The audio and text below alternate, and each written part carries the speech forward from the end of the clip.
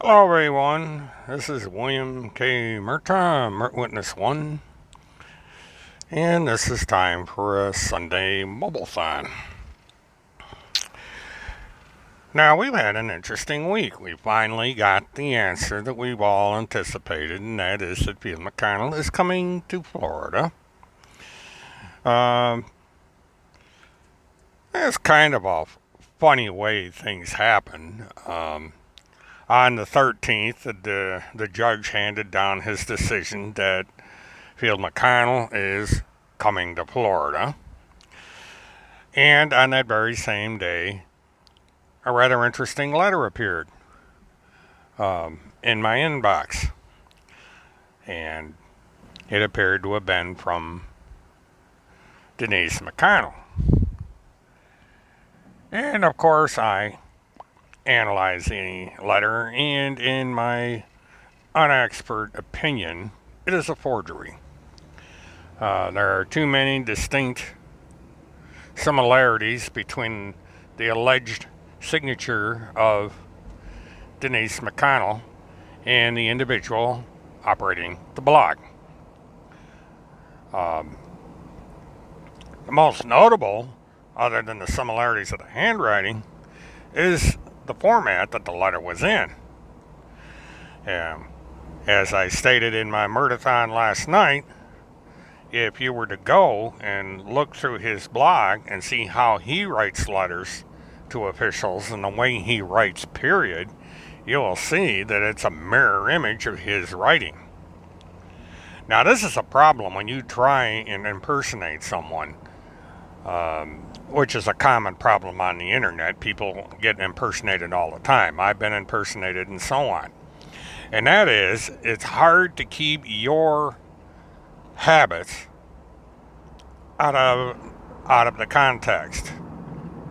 If you write something and pretend to be somebody else, you have to be extremely methodical in order to imitate that person's known writings, because people will pick up on it. I've seen it happen a lot where someone comes in and pretends to be a troll or something, using a sock account or something, and they're immediately picked up by people that know how they write under their actual username.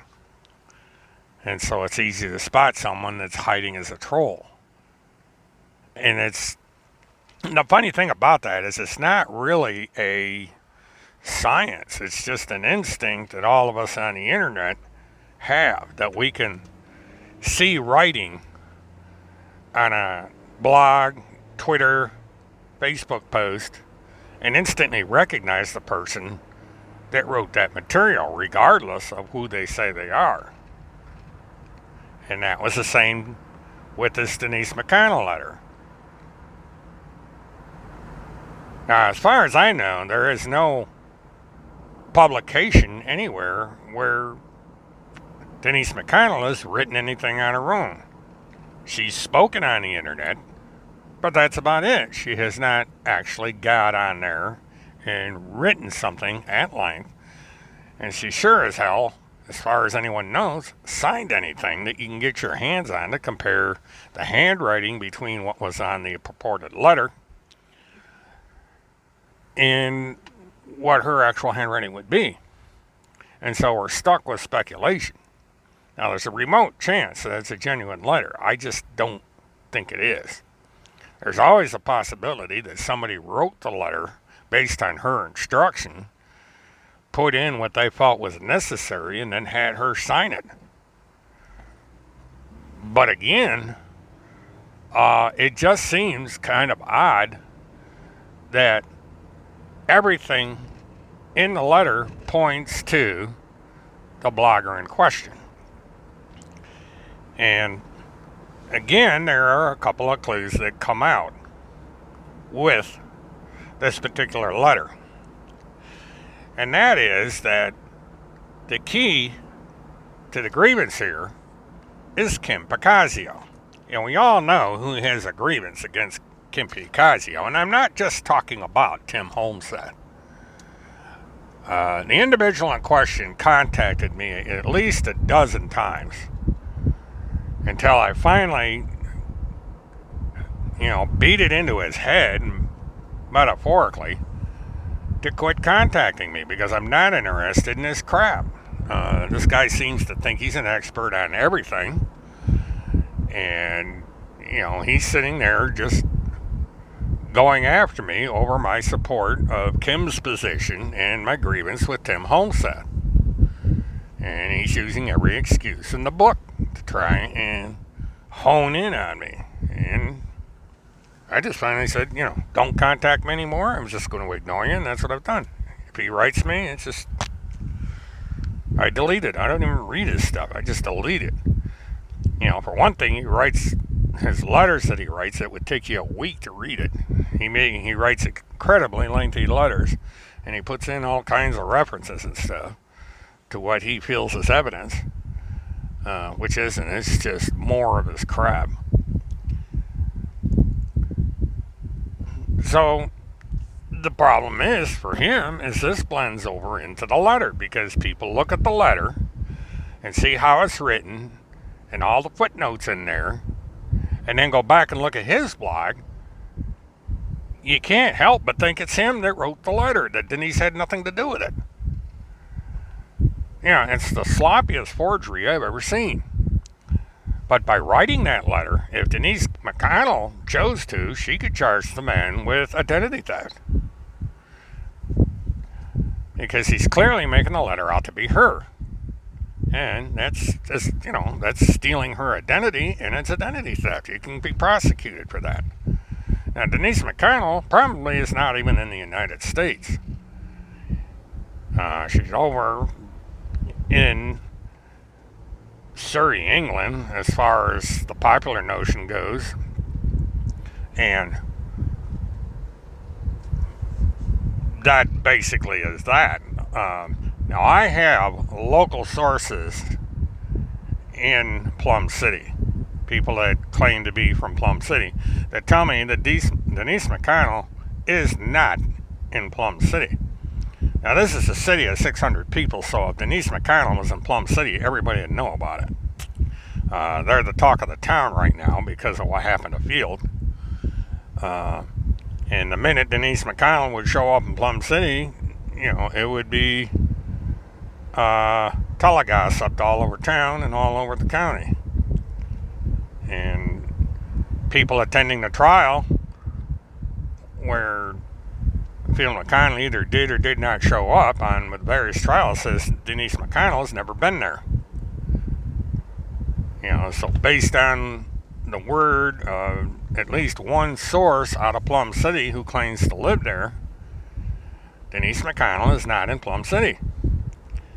And so any request for public records to go to her house is going to go to an empty house. There's nobody there except the guy next door who's feeding the dogs. I don't know if the guy's getting the mail, but he's taking care of the dogs. So,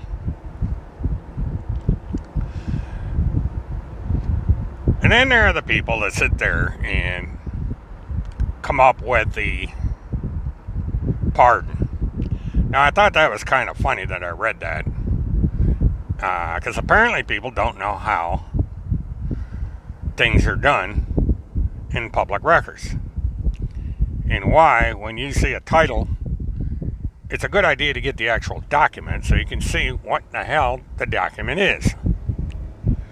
Now, somebody saw pardon by Governor Ayers, or whatever the governor is of that state, of Field McConnell, so on and so forth, and thought, oh, Field McConnell's been pardoned. No, he has not.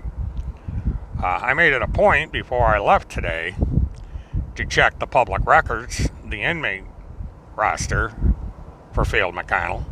And Field McConnell, as of midnight yesterday, Saturday, is still in jail.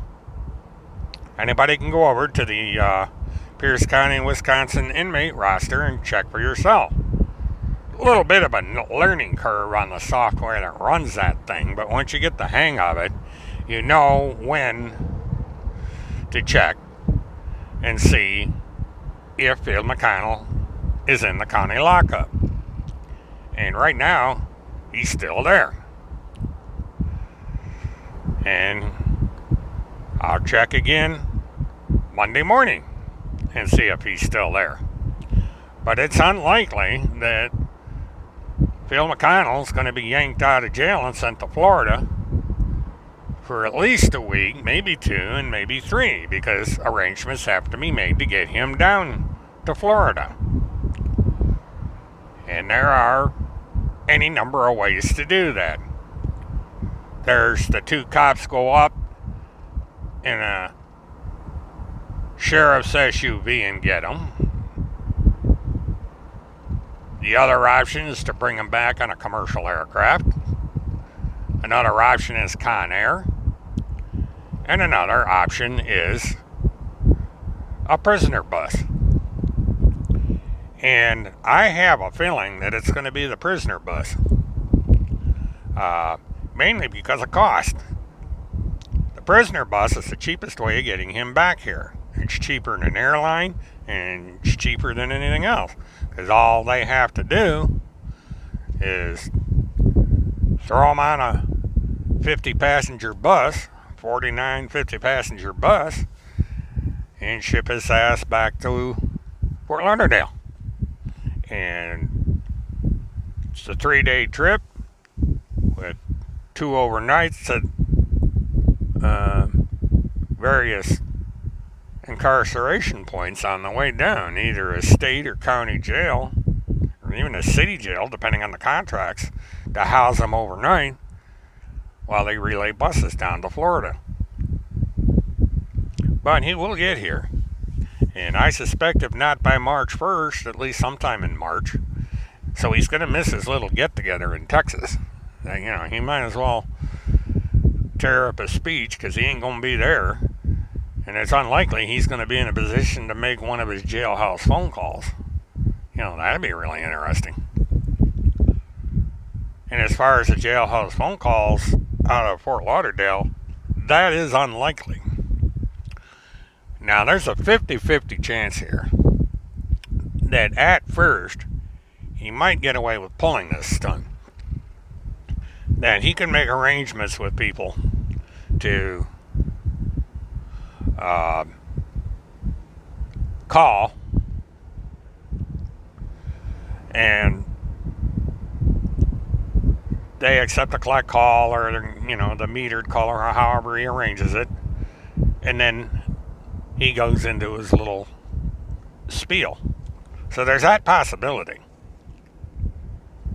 And in a way, I hope he does that, because it'll give me material to talk about every day. I can go through the nonsense that he talks about and show what a damn fool he is. He's already demonstrated that, but the hardened followers don't seem to get it, which I expect. It's going to take a long time before you break the mold on the majority of the people. There's always going to be that small group of believers. We see it with Timothy Homestead. There's those few people that are just clinging on to this lost cause. And, it's a slow drip. You're gradually seeing the seeding away of those that support Tim Homestead. They've gone on to different things. The biggest indicator is Randy's Facebook page, because she concentrates less on Timothy Homestead and more on the weird conspiracy theories that she believes in. And everybody else is doing pretty much the same thing. You don't hear much about Tim anymore. He's kind of a forgotten cause. Now, he's going to pop up from time to time. He's going to do his damnedest to stay in the spotlight. But he's fighting a losing battle. Eventually, he's going to fade away. And that's going to be the last little Timmy. And so we're left with discussing Phil McConnell, as this is going to be an ongoing case. Starting when he gets to Fort Lauderdale and going on through the process. Now, I would suspect that my next Murdathon on Saturday, or Friday, we will be talking about Field McConnell in Florida. Or pretty close to it. Hard to say. You know, these things take time. People seem to think that we're just going to pick up Field McConnell and he's going to be in Florida in time for Monday morning coffee, and that's not the way it's going to happen. Field McConnell most likely is, like I said, it's going to be a bare minimum of a week. You know, because there's logistics involved. You know, Fort Lauderdale has to figure out where they're going to put them once they get them down there. They're going to say, okay, we got a guy coming in from Wisconsin. Where are we going to put him? And so they're, you know, and this is a government-run bureaucracy, so it's not going to be a Polaroid moment where they say, all right, we're going to put them in cell 1025, and that's going to be the end of it. Now, they got to do a lot of profiling and everything to determine where the best place is to put them. And it's going to have to be in medium security because he's charged with a violent crime. So he's not going to be in with the minimum security ward. And they're going to have to take his age into consideration. It's a 70-year-old man coming into a prison population where a majority of them there are half his age. You know, there may be people his age down there, and it would be a hoot if Field McConnell had as a bunk bait a pedophile. Because a lot of pedophiles, it seems, are people in 50s, 60s, and 70s. So it would be rather interesting if Field McConnell's roommate turned out to be a pedophile. Now, I can imagine the conversations those two would have. But that's going to be something to see.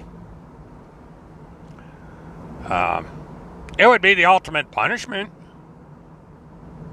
You know, when you stop and think, you know, you have random thoughts about what it would be like if Field McConnell's cellmate was a pedophile who is there awaiting trial. And, you know, and the thing comes, hey, what are you in for? Well, I accused a woman of being a pedophile, of being in charge of a pedophile, child trafficking ring. What are you in for? Well, I'm charged with pedophilia. I'm charged with being a pedophile. Oh, that would be something to be on the fly on the wall, something to tap into the cell cams. That would really be something. You know, and poor Field McConnell would be thinking to himself, what have I done to deserve this? Well, you know, Field, what you did to deserve it. So we can cross our fingers and hope that Field McConnell gets himself bunkmated with a pedophile. You know, maybe he could read the Bible to the pedophile and reform the guy, you know. You know, Field McConnell may want to think about being a jailhouse chaplain because it looks like he's going to have plenty of time to do it.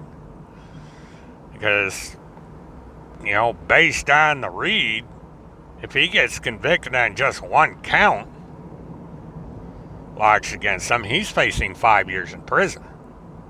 2 or 3 at the minimum, and as many as 5. And he's got 3 counts, and possibly more. Because he didn't stop. Field McConnell was not too bright. He must have thought he was going to get out of this. Because he wound up having his phone privileges taken away and put back into lockup because he couldn't keep his damn mouth shut. And it's been a week and he is yet to come out. We haven't heard a peep out of Field McConnell in 8 days. You know, this is Sunday, and it was last Saturday that they shut him down. You know, Friday was the straw that broke the camel's back, and Saturday, he got the bad news. And so all through the judgment and everything, he's basically been out of sight. And there wasn't as much of an uproar as I figured there'd be. Now, there's been something of an uproar, but it's only that close-knit crowd around him, and it's primarily locals. And they haven't been able to do anything. You know, going up to the county jail and raising a stink didn't accomplish a damn thing. You know, this is a repeat of what happened with Tim Holmseth. You know, everybody decided to make a pissing contest out of going after the law enforcement, and they just said, well, you know, yell all you want. You know, we get paid if you yell, we get paid if you don't. You know, so they sat in their air-conditioned or heated SUV, since it's a little cold up there, and just relaxed. And they're going to relax in Florida. Florida, they're going to find they're not going to be able to get away with a lot. Florida doesn't put up with the kind of nonsense that Pierce County put up with and Polk County put up with. Or Fort Lauderdale is used to this kind of thing, and they know how to deal with it, and they deal with it hard. Yeah, you may find yourself in a little taped off area in a portion of the sidewalk where you can do your protesting, but you're gonna have a difficult time getting to the main entrance to the jail, and you're certainly not going to get anywhere near the Sally Port. So anybody that's thinking of going over and causing a ruckus at the Broward County Jail or even the Broward County Courthouse are going to find that they're walking into a hornet's nest. That the county's going to be very well prepared for them. And so they're going to have to be on their best behavior, or they're going to suffer for it. And they're going to suffer dearly. Yeah, they're in grown-up land now. Now, Cynthia Abzug is another problem people are going to have to worry about. Because there's going to come a point when she's going to start singing like a canary. And all the details about her little sightseeing trip all over the eastern United States and the Midwest are going to come out. And Cynthia is going to do whatever it takes to keep her ass out of jail and to see if there's a possibility she can figure out a way to get her kids back. You know, the whole reason she got into this mess is to try and get her kids back.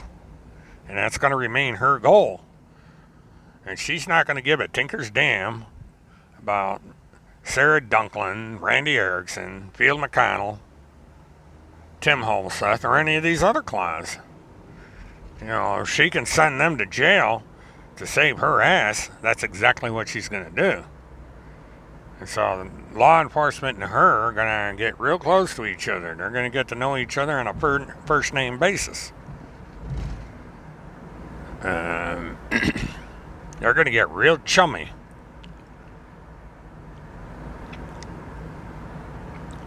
So anyone that thought that Cynthia Abzug was going to go away thought wrong. Haven't heard a heck of a lot about her. There was a hearing concerning her, and I think another one's been rescheduled coming up shortly. And so the wheels of justice are turning slow right now. But as time goes on, the little wheels are going to start spinning a little faster, and we're going to hear a little bit more from Cynthia Abzug. And we're going to start seeing more and more SUVs with government-issued license plates showing up at people's front door, at their places of work and so forth, as the foundation of evidence gets to be built up against the different characters in this little drama. And eventually, people are going to start going to jail. And they're going to start going to trial. And the prices are going to start to be paid for some of the things that are going on. Now, I guess another subject I'll discuss are the resident trolls that seem to come into my chat. Now, trolls have been around since the days of CB radio. When I was on CB radio as a truck driver, and before that as just a hobby, you always had trolls. You always had these people that come in and they'd throw a carrier wave. Now, anybody who doesn't understand how radios work, on a CB radio or any what we call a simplex, a single routed radio, only one person at a time can talk on a particular channel. And so if someone's talking, somebody else wants to talk, they have to wait and take their turn. And we do what we call break, which means we want to break in for whatever reason. And one trick a troll used to pull, which is the same as going in and flooding a chat, is they would key their mic and not say a damn word. They would just sit there and key their mic. And if they had a powerful station or they were close to you, it would be impossible to do anything on the channel because they would simply drown you out.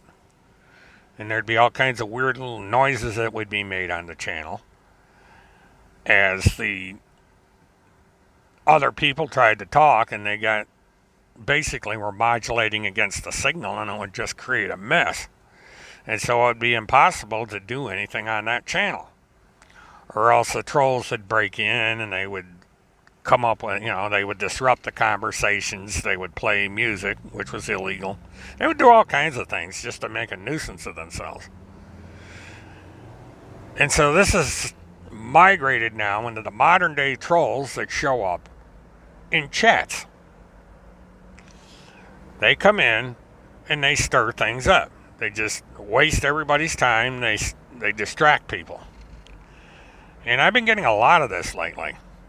Now, when I first started out doing YouTube on a regular basis, about Tim Holmseth and Phil, I got away with it. I only had maybe 20 people on the channel at the time, and everything was fine. We didn't have any trolls. And lately, now that my numbers are going up, I'm getting sick. I had, I think, about 80 people at one time last night. And when you start getting that big, people out there might be scratching their heads thinking 80 people is not that big on a YouTube channel. In perspective it is to a degree, because I'm a brand new channel, more or less. I have not been operating on YouTube for years. I have another channel, and I've only got 24 people on it, and I don't use that channel that much. I was a little surprised that someone made a comment on that channel, but they just somehow they found the channel and they made a comment about something on it, and we had a short conversation because the guy happened to be a truck driver. But getting back to my main channel, as it is now, I'm pretty close to hitting 700 subscribers, which is something that I didn't expect. I'm doing it for a reason. I would like to get 1,000 people so I can start live streaming mobile.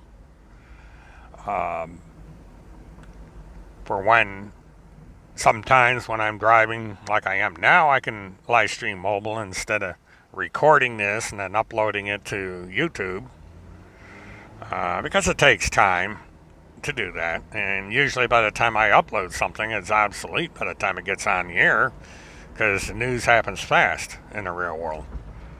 So basically what I'm doing is a monologue. But anyway, the trolls have started showing up in ever increasing numbers. There was one on last night, Trump something or other, that was a little annoyed because he or she felt threatened. And I couldn't understand that. I said, if you feel threatened, why are you in the chat?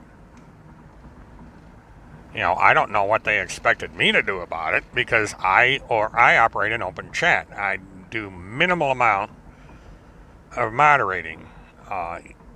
It takes a lot of abuse for me to regulate the room, and usually it's if I start getting a lot of complaints from people that are in the room, that I'm forced to do something, because I don't want these people turned off in the chat because somebody's in there abusing it. So at some point I will clamp down, and I was forced to do it last night. I don't like to censor chats, but if people aren't going to behave themselves, I'm going to censor the chat. And it's going to be an increasing problem if the numbers continue to rise on those participating in the chat. It's people are going to have to self-regulate and just block people on their own, because I'm not going to be able to handle it. Now, the last time I operated a room of that size, I had 3 moderators. I had 1 administrator and 3 moderators, and it got up to 4. And the problem is, it was the moderators that destroyed the channel, because they basically got mad because I wouldn't support an unregistered sex offender, and they turned on me for it. I thought it was rather strange, because we're here covering the disappearance of a child, and a child that got murdered, and yet they have a beef because I wouldn't support an unregistered sex offender. It just boggles the mind, but that's what happened. And so I'm reluctant, to say the least, about having volunteers come in and moderate the room. And so anybody that comes into the chat might have to put up with a certain amount of abuse until a situation comes up where I can regulate all this. I do not want to make the room private. That's the last thing I want to do. It doesn't work, first of all, because anyone that wants to get in a private room will get there one way or another. It's a doable thing. Even if they have to spend money to do it, they'll get in there. So rather than create a lot of problems and have people left out of the mix, I'm going to leave things the way they are for the time being. If there are problems in the chat, you can message me on Twitter by direct message, because I usually have my Twitter open during the webcast, and I can come in and deal with the situation that way. I would suggest that anyone coming into the chat come into Twitter as well, so that at a minimum you can leave me a message and let me know that there's a problem in the chat. There's a lot of people that don't use Twitter that are on my channel, which surprised me. I would expect people that don't use Facebook to be there, but Twitter is a bit of a surprise. But people have their reasons for not liking Twitter, so I understand. The only thing is by not having Twitter, it makes it a little bit more difficult to notify people where I'm at and when I'm on the air. Now, another thing I would like, to have input in today's monologue is, where would you like to see me set up a contact point? Instagram, some of these other places. Would you like to see me in there? Where would be a best place to expand my base? Now, I see people like Field and all these other people. They're on all these different platforms, and I don't mind going to these platforms. I'll have to, I can set up software to do simulcasting. It's going to get to the point where if I get too elaborate on how I set things up, I'm going to have to go with a company that charges me for streaming. And that's where I may have to change a little bit of the way that I do things. But this is why I stick with YouTube right now, because it's free for me to use and it's free for you guys to use as well. There's no fees involved. I don't like charging fees. You know, and the only reason I came up with GoFundMe and Patreon is for those people who want to help out a little bit. You know, because if there's people out there that chip in to keep me going, I don't have to charge people. I do not want to charge people. And I probably never will charge people. I'll stay small if that's the price I have to pay not to charge people. Because I don't want to get the reputation of Field and Homeseth and everybody else that I'm in this for the money when I'm not. It's extremely difficult to make money on YouTube. As a businessman, I've done the numbers. I would have to have a horrendous amount of subscribers in order to do it. And there's just not that many people interested in what's going on. So it's, you know, it's going to be, you know, I'll probably get to a certain level and it's going to remain there. Because I'm going to have to keep coming up with stuff to keep you guys interested. Things that we can talk about that you're concerned about.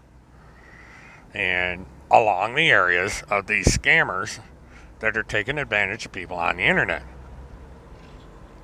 And so as we deal with one scammer and another one comes up, we'll deal with that scammer, and we'll just keep on keeping on.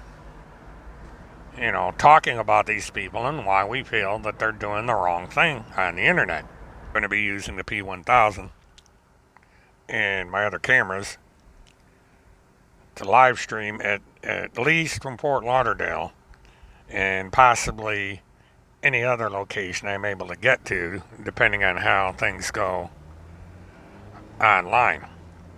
Because I would like to go up to Colorado for the trial of Cynthia Absug. I may miss the deadline on that because it's coming up quickly.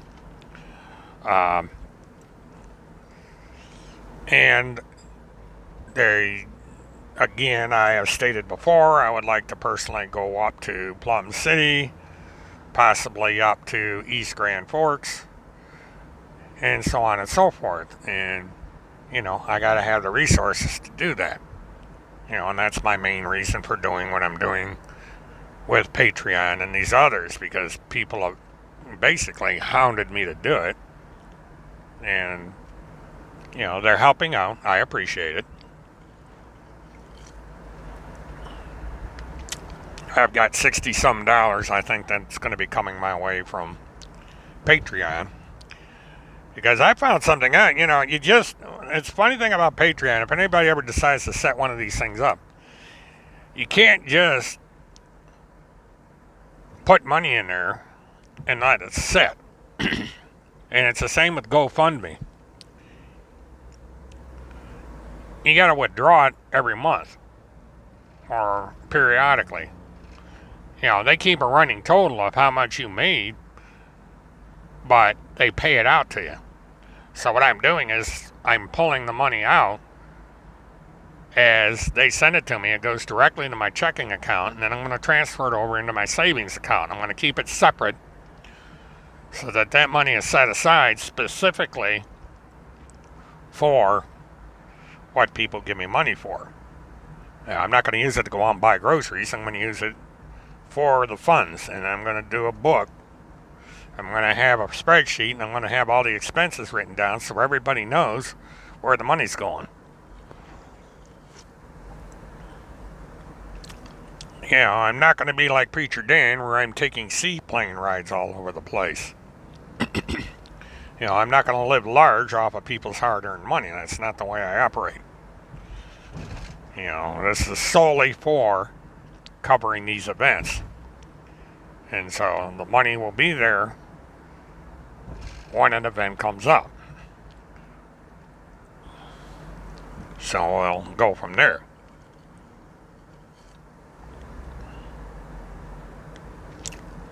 So again, if you people want to support my efforts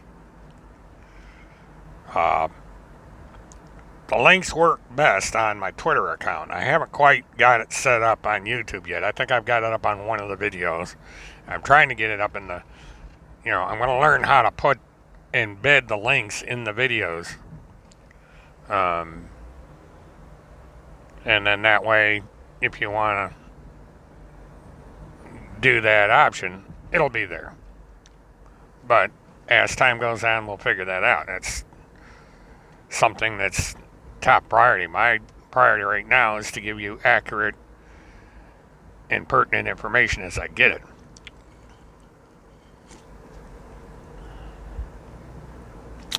So excuse me, I'm at my initial destination, which is Best Buy. So I'm going to wrap this up. If I come across anything, I'll be on Twitter. I'll be on, mainly on Twitter. Or I may post a comment on this channel. But I'll be there. So I want to, have a good Sunday, everybody. God bless those who worship. This is William K. Murtaugh, Martin Witness 1. Have a good one.